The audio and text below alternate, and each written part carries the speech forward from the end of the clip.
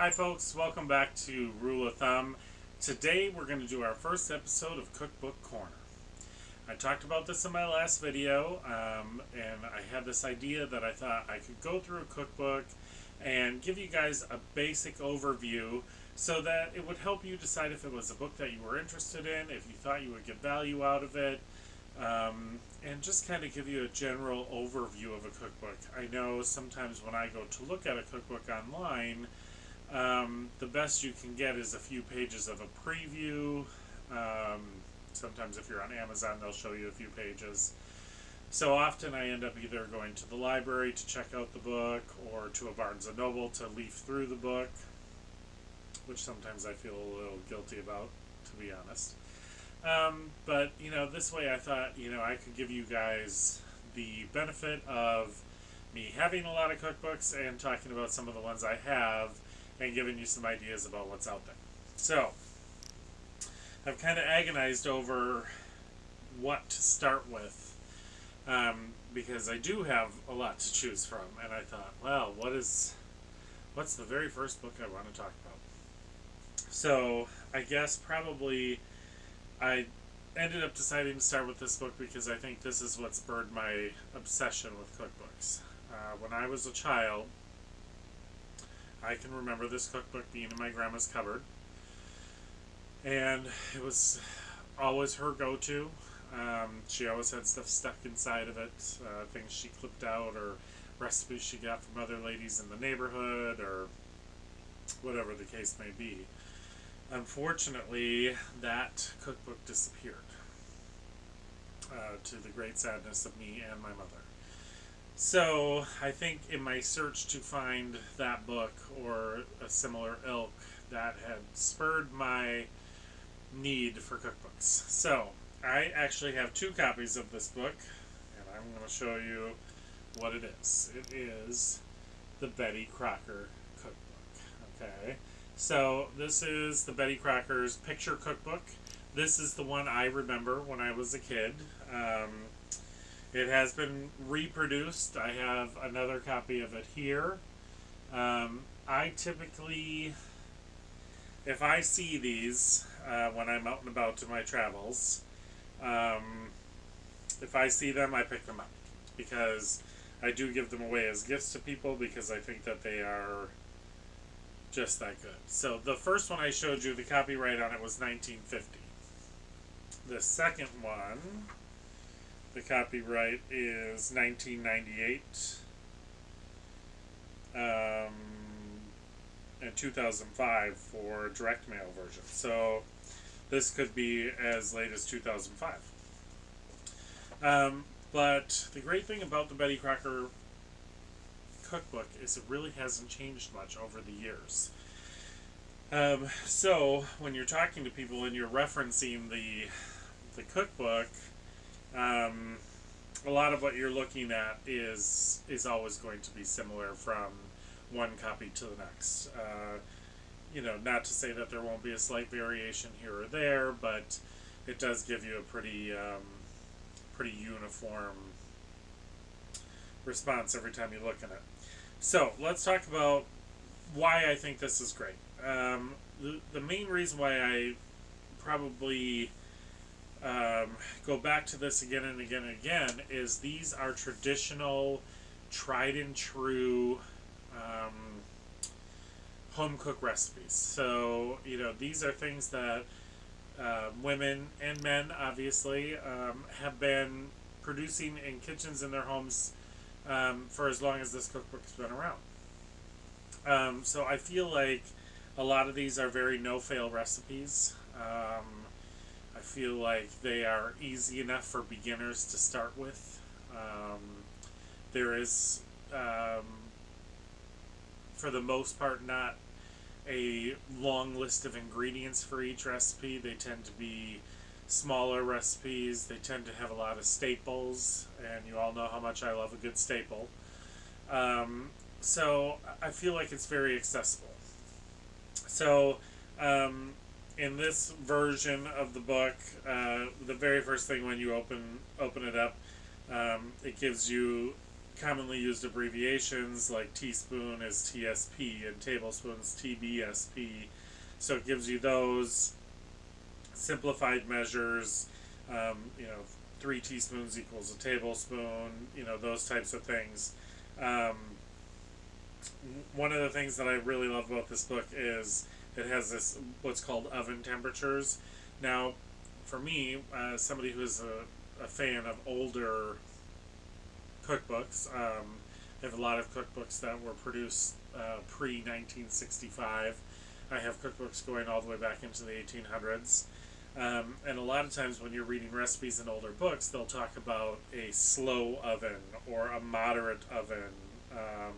And this kind of gives you the numeric equivalent of those words, which I always thought was kind of cool. And then also gives you the contents of cans. So if you have, you know, like an 8-ounce can, it's 1 cup, or if you have a number 2 can, it's 2.5 cups. So that was kind of a neat conversion because people used to refer to their canned goods by the like number 2 or number 3, you know, that type of thing. So I always thought that was kind of cool. So as you get into the book here, you know, there's a little bit of kitchen wisdom in the beginning, you know, and it kind of how to get perfect results from recipes in this book, and it kind of gives you, you know, make sure you read the recipe carefully, look at the pictures, make sure you turn on the heat, get all your ingredients together, collect all of your utensils, measure, mix, bake. So, you know, again, what I go back to is I just think this is the perfect book for a beginner, because this really is a step-by-step guide in how to become comfortable in the kitchen. And that is not to say that an experienced cook won't get as much use out of this, because, as I said, I go back to it again and again and again. You know, how to measure, how to be sure of the results. You know, they show different ways that they measure. Like, if you're a baker, now I wouldn't consider myself to be a baker. I can hold my own and make a cake or a bread if I have to, but I certainly don't consider myself a baker. But, you know, it shows you the basics, like when you're measuring flour, to scoop the flour into the measuring cup and level it off with a knife, as opposed to scooping the ingredients because you pack it tighter. Now, do I always do that? No. But I know that's what you're supposed to do. So it goes through stuff like that, meanings, the meaning of different terms, things that you'll see when you're reading recipes. So, and then there is a dictionary of special and foreign terms, which is kind of funny because some of these at the time when this was written were probably very foreign, whereas now they're probably a lot more commonplace in the English language. So, like, what do they have in here? Brioche was a foreign term. Most people see that in regular grocery stores now. Au gratin. Most people know au gratin potatoes. And there is some that are a little bit more, you know, maybe probably still foreign or had their own passing trend, like demi-tasse, which is French for a half a cup. And, it, you know, a lot of people use, they were like little tiny teacups, and they were called a demi-tasse cup. So that's kind of an older term. So it just goes through all these terms, which are really quite fun and interesting to read through. It goes into useful kitchen utensils, how to store foods. There's a pretty good section on that. Substitutions that are safe. Okay, substitutions that are safe. I love this section, and this is actually probably one of the things that I, in the beginning of, you know, really kind of exploring cooking for me, this is one of the things I went to most, because, you know, oh, I don't have it because I didn't read through the recipe all the way through, and then I could jump in here and find out, you know, what the substitution was, how to reduce recipes and how to increase recipes. If you're not aware, you can't always double or half a recipe. Sometimes it doesn't turn out the same.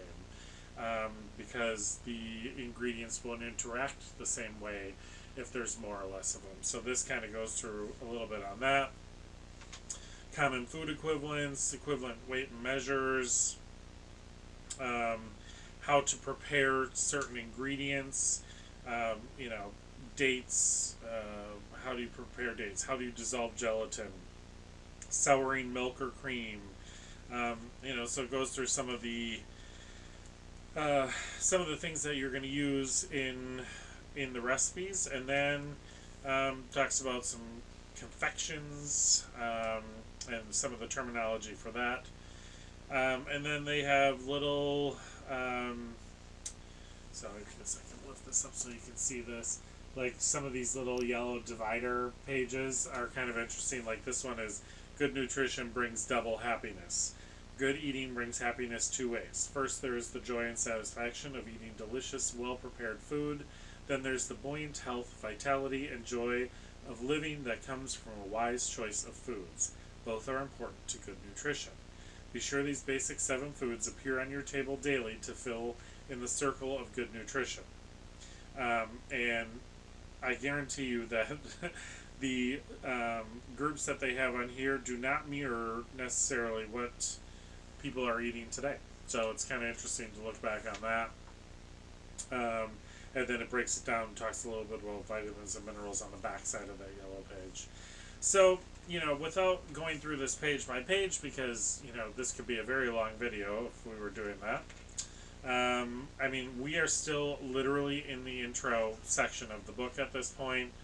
It does go into meal planning, garnishes, and, just to touch on that really quickly, garnishes are something that people often overlook.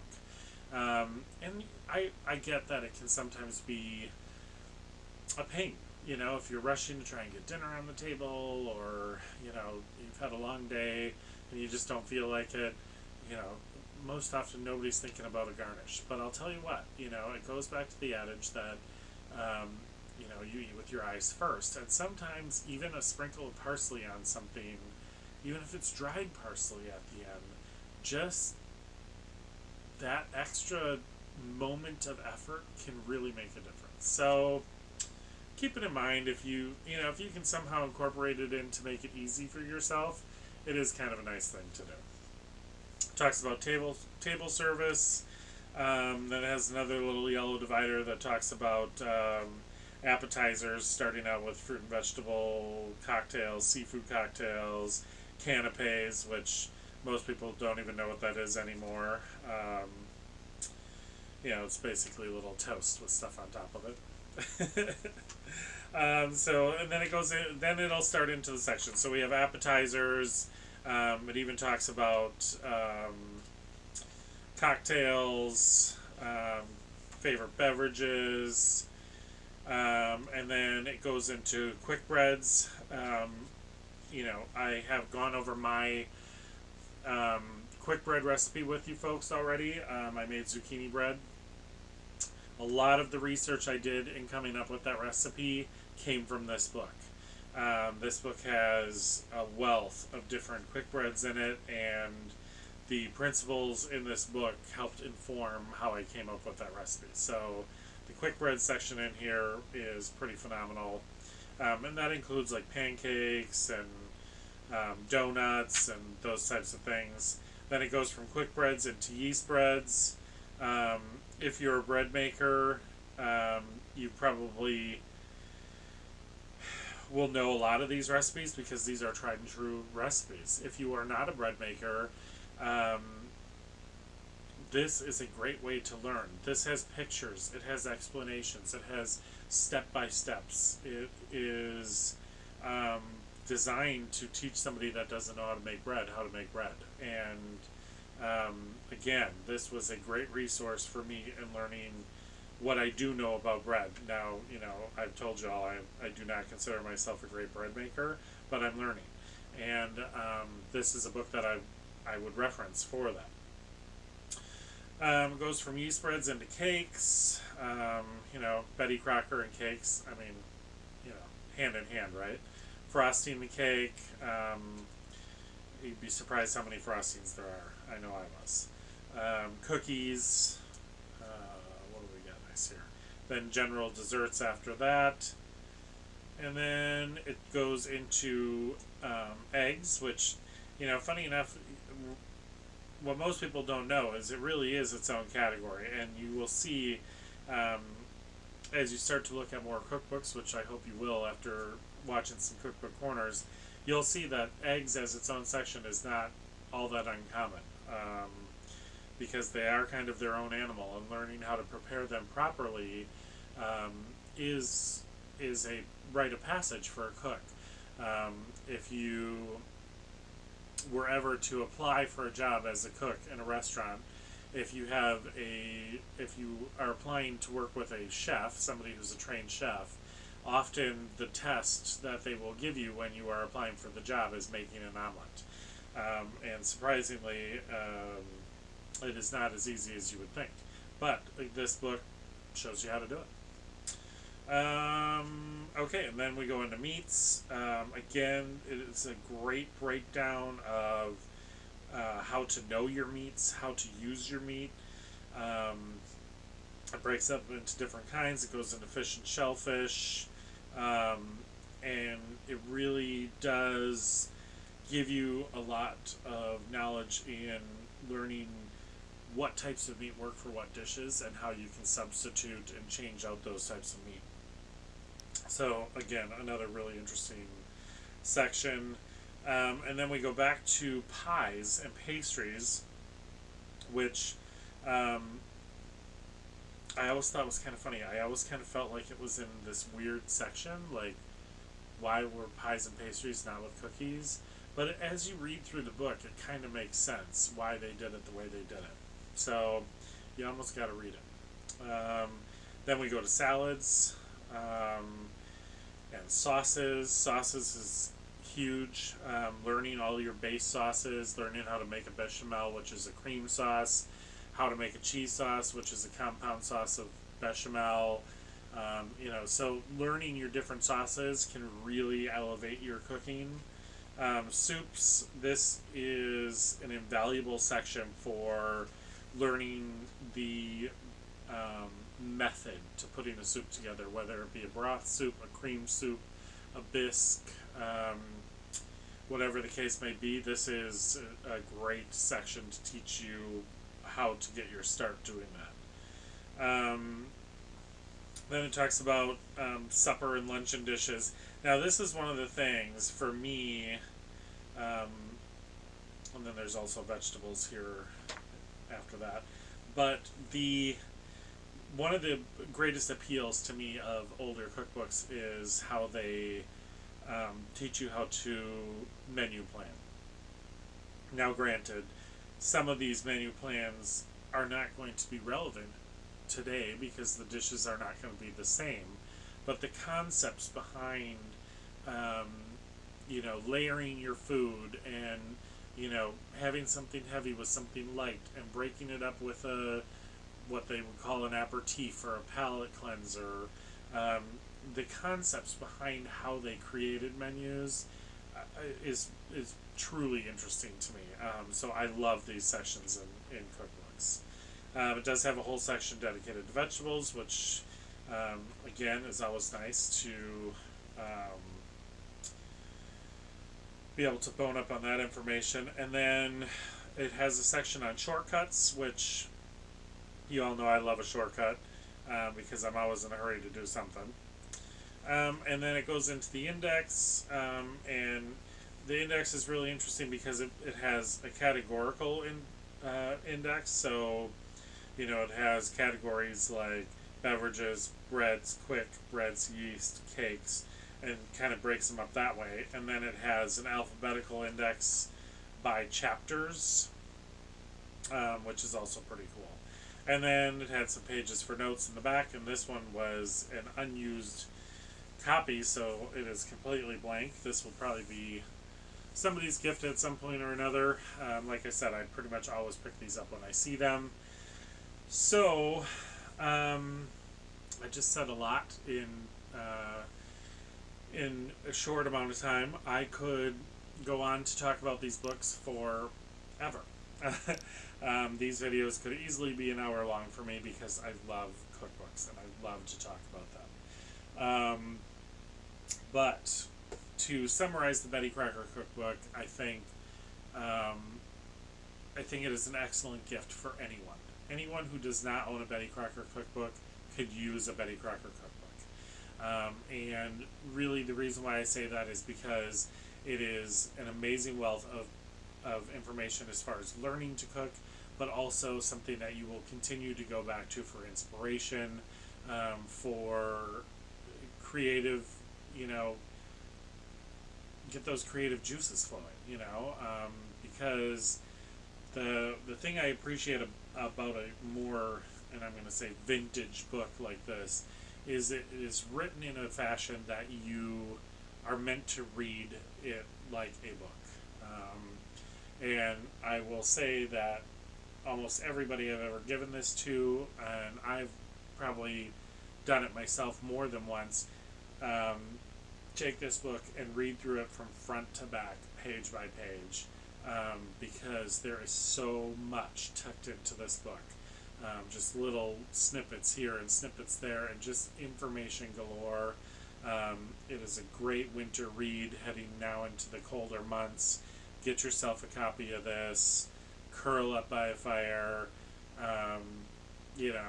This is great reading. You will enjoy it tremendously. So, that having been said, I am going to attempt to put a link down below to this book, so that you can click on the link and check it out, and then see if you like it. I tried to give you as much information as I can about it. I hope you enjoyed this segment. I hope to do more of these in the future. If you did like this, please like, share, and subscribe. Come back and see us soon, and as always, I hope you had a great day.